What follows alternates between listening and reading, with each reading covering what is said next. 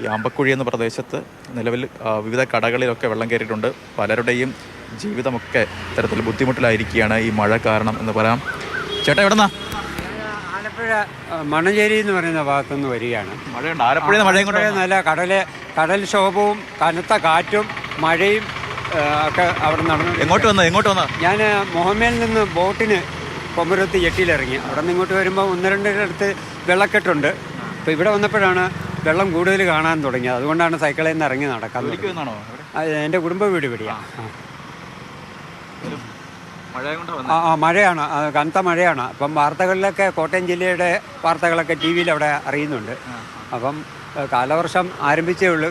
പ്രളയത്തിൻ്റെ അത്രയും സമാനമായ അവസ്ഥകളൊന്നും നിലവിലില്ലെങ്കിലും ഇത് വളരെ ദുർഘടവും ബുദ്ധിമുട്ടുമാണ്. വീടുകളിലൊക്കെ വെള്ളം കയറിയ വളരെ ബുദ്ധിമുട്ടാണ്. നമ്മുടെ ബാത്റൂമൊക്കെ വെള്ളം കയറി കഴിഞ്ഞാൽ വലിയ ബുദ്ധിമുട്ടാണ്. പ്രത്യേകിച്ച് കുഞ്ഞുങ്ങൾ സ്കൂളിൽ കോളേജിൽ പഠിക്കാൻ പോകുന്ന കുട്ടികൾക്കൊക്കെ വലിയ ബുദ്ധിമുട്ടാണ്. ഇരുന്ന് പഠിക്കാൻ നിവൃത്തിയില്ല. അതിനിടെ പവർ കട്ട് വരുന്ന, പിന്നെ എഴയന്തുക്കളുടെ ഉപദ്രവങ്ങൾ, വസ്ത്രങ്ങൾ കഴിയുക ഉണങ്ങിക്കിട്ടാൻ പ്രയാസം, ഒരുപാട് ഒരു ബുദ്ധിമുട്ടേറിയ ഒരു കാലഘട്ടമാണ് ഈ മഴക്കാലവും ഇതുമായിട്ട് ബന്ധപ്പെട്ട.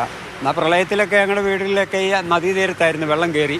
അതിനെയൊക്കെ ഞങ്ങൾ ഈ വെട്ടുകല്ലിട്ട് കട്ടിലിൻ്റെ മുകളിലൊക്കെ ഇരുന്ന് ഒക്കെയാണ് കഴിഞ്ഞുകൂടിയത്. അതിനെയൊക്കെ അതിജീവിച്ചു. ഇങ്ങനെ ആണ്ടുതോറും ഇങ്ങനെ മുൻ വർഷങ്ങളെ അപേക്ഷിച്ചപ്പം ജലനിരപ്പ് ഉയരുകയാണ്. ഞങ്ങളുടെ പഴയ ഗ്രൗണ്ട് ലെവലിലാണ് വീടുകളൊക്കെ നിർമ്മിച്ചത്. പക്ഷേ ഇപ്പം റോഡുകളൊക്കെ പൊങ്ങുകയും കുളങ്ങളും തോടുകളും എല്ലാം പാടങ്ങളൊക്കെ നികന്നു കഴിഞ്ഞപ്പോൾ ഈ വെള്ളത്തിന് ഒഴുകിപ്പോകാൻ യാതൊരു വഴിയുമില്ലാത്ത ഒരവസ്ഥ നിലവിൽ വന്നതിൻ്റെ പരിണിത ഫലമാണ് ഇപ്പോൾ ഈ അനുഭവിക്കുന്ന അനുഭവം. ഈ വെള്ളക്കെട്ട് ഇപ്പോൾ ശീലമായി. വെള്ളക്കെട്ട് ശീലമായെന്ന് പറഞ്ഞാൽ കുട്ടനാട്ടുകാരുടെ പോലെ ഒരു ജീവിതത്തിലേക്ക് നീങ്ങിയിരിക്കുകയാണ് ഇപ്പോൾ. അതുപോലത്തെ ഒരു അവസ്ഥ ഈ കോട്ടയം ജില്ലയുടെ പടിഞ്ഞാറൻ പ്രദേശങ്ങൾ ഞങ്ങൾക്ക് ആണ്ടിൽ 2 വെള്ളപ്പൊക്കമുണ്ട്. ഞങ്ങൾ അതിനെയൊക്കെ തരണം ചെയ്യുന്നതാണ്. പക്ഷേ ഇപ്പം ഇത് എൻ്റെ ഓർമ്മയിൽ 65 വയസ്സ് കഴിഞ്ഞ് എൻ്റെ ഓർമ്മയിൽ ഇപ്പം ജലനിരപ്പ് ഉയരുക. ഓരോ വർഷം തോറും വെള്ളപ്പൊക്കം ഇങ്ങനെ വെള്ളം കയറി വരിക. വീട് തറ എത്ര ഉയർത്തിയിട്ടും പിന്നെയും കാര്യമില്ല, ജലനിരപ്പ് ഉയരുന്നു. ഇതിൻ്റെ പ്രധാന കാരണങ്ങൾ അശാസ്ത്രീയപരമായ റോഡ് പണികളും തോടുകളും പാടങ്ങളും എല്ലാം ഈ വികസനത്തിൻ്റെ പേരും പറഞ്ഞ് നികത്തുകയും അതേസമയത്തും വെള്ളത്തിന് സ്വാഭാവികമായ അതിൻ്റെ ആ നീരൊഴുക്കിനെ തടസ്സപ്പെടുത്തുന്ന നിലയിലുള്ള നിർമ്മാണ പ്രവർത്തനങ്ങൾ, അതാണ് ഒരു പ്രധാന കാരണമായിട്ട് എൻ്റെ വ്യക്തിപരമായ കാഴ്ചപ്പാട്. അതോടൊപ്പം തന്നെ ഈ വെള്ളത്തിന് ഒഴുകിപ്പോകുന്ന മാത്രമല്ല ഈ കൃഷിയിടങ്ങൾ, ധാരാളം കൃഷിയിടങ്ങൾ ഈ വെള്ളപ്പൊക്ക സമയത്ത് കയറി. 2ാം കൃഷി അത് നമുക്ക് അനുയോജ്യമല്ല. കാരണം ഈ വെള്ളപ്പൊക്ക സമയത്ത് കൃഷി ഒഴിവാക്കേണ്ടതുണ്ട്. അതും ഒരു കാരണമായിട്ട് വരും. പിന്നെ മൊത്തത്തിൽ നമുക്കൊരു ഈ 3 മാസക്കാലം വളരെ ബുദ്ധിമുട്ടേറിയ കാലഘട്ടമാണ്.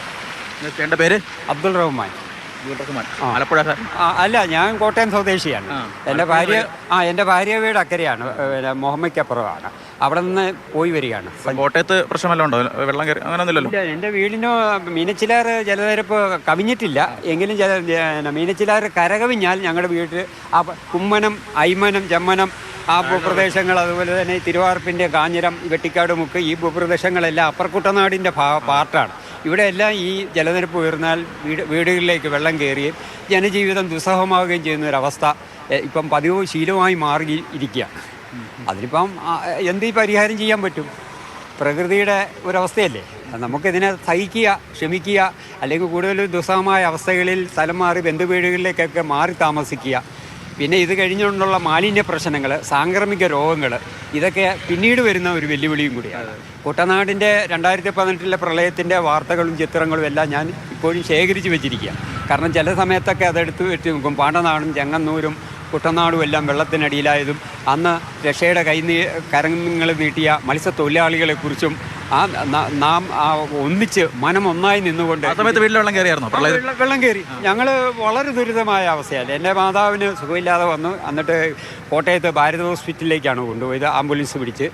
മഴയത്ത് അവർ പോവുകയില്ലായിരുന്നു. ഇല്ല, ഞാനും ഒരുപാട് വെള്ളം കണ്ടിട്ടുള്ളതാണ്, ഞാൻ ഇവിടം വിട്ട് പോവുകയില്ല എന്ന് പറഞ്ഞ് വെട്ടുകല്ലിട്ട് ആ കട്ടിലിൻ്റെ പുറത്ത് തന്നെ കുത്തിയിൽ. പക്ഷേ നിർബന്ധം വാർഡ് മെമ്പറും ഒക്കെ ഇടപെട്ട് പ്രായം ചെന്നവർക്ക് ദുശാഠ്യം വെള്ളം കണ്ടിട്ടും അവർ പിന്മാറാത്തൊരു മനസ്സായിരുന്നു.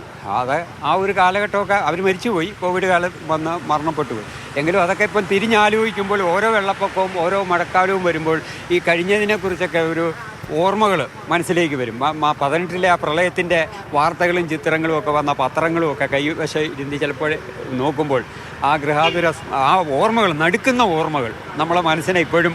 അപ്പോൾ ഇതൊക്കെ ചിന്ന കേസ്, ഇതൊന്നും ഒരു ഇതൊന്നും വെള്ളമൊന്നുമല്ല. അന്നത്തെ അവസ്ഥ, ഈ കുമരകം റോഡ് ഞാൻ മുറിച്ചത് നീന്തി കിടന്നു വന്ന ആളാണ്. എനിക്ക് പശു ഡയറി ഫാമുണ്ട് അക്കരെ.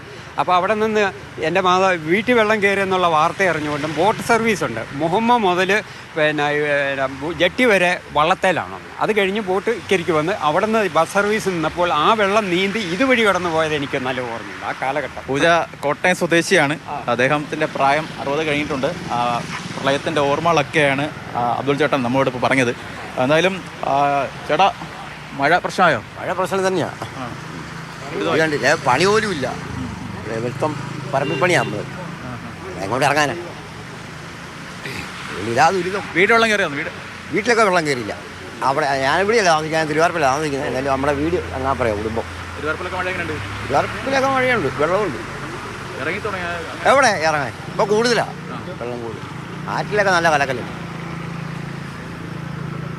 എന്തായാലും ഈ താഴ്ന്ന പ്രദേശങ്ങൾ, മഴ കോട്ടയത്തെ സംബന്ധിച്ച് കിഴക്കൻ മേഖലകളാണെങ്കിൽ മഴ ശക്തമാകുന്നതിൽ കൂടി ഏറ്റവും കൂടുതൽ ദുരിതം അനുഭവിക്കുന്നത് പടിഞ്ഞാറൻ മേഖലയാണ്. പ്രത്യേകിച്ച് ഈ തിരുവാർപ്പ്, കുമരകം, ഐമന ഉൾപ്പെടെയുള്ള മേഖലകളാണ് ഏറ്റവും കൂടുതൽ ദുരിതം അവർ അനുഭവിക്കുന്നത്. ഈ വെള്ളം ഇറങ്ങിപ്പോയാൽ കൂടി അവരുടെ പഴയ ജനജീവിതത്തിലേക്ക് വരുന്നത് ഒരു പക്ഷേ വീണ്ടും ദിവസങ്ങളെടുക്കും.